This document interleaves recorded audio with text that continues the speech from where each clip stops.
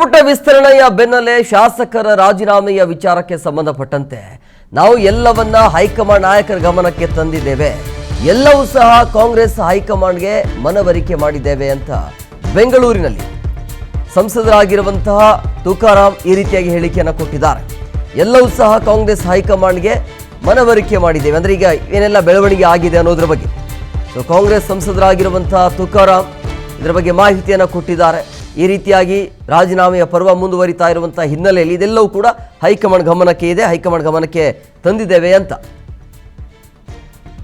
ಬೇಕಾದ್ರೂ ಕೂಡ ಆಶ್ವಾಸನೆ ಕೊಟ್ಟು ನಿನ್ನ ಪೊಲಿಟಿಕಲ್ ಕೆರಿಯರ್ ನಾವು ನೋಡ್ಕೊಂತೀವಿ ಅಂತೇಳಿ ಸೊ ವಿಶ್ವಾಸದ ಮೇಲೆ ಎಲ್ಲ ಗಮನಕ್ಕೆ ತಂದಿದ್ದೀನಿ.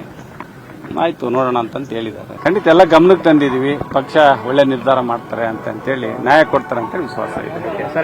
ಗಮನಕ್ಕೆ ತಂದಿದೀವಿ, ನಾವ್ ಯಾವಾಗ್ಲೂ ಕೂಡ ಹೈಕಮಾಂಡ್ ಏನ್ ಹೇಳ್ತಾರೆ ಅದನ್ನ ಕೇಳ್ಕೊಂತ ಬಂದಿದೀವಿ, ಮುಂದೆ ಕೂಡ ನಾವು ಕೇಳ್ಕೊಂತೀವಿ. ಈಗೇನು ಬೆಳವಣಿಗೆಗಳಾಗಿದೆ ಎಲ್ಲ ಗಮನಕ್ಕೆ ತಂದಿವಿ, ತೀರ್ಮಾನ ಹೈಕಮಾಂಡ್ ಬಿಟ್ಟಿದ್ದು.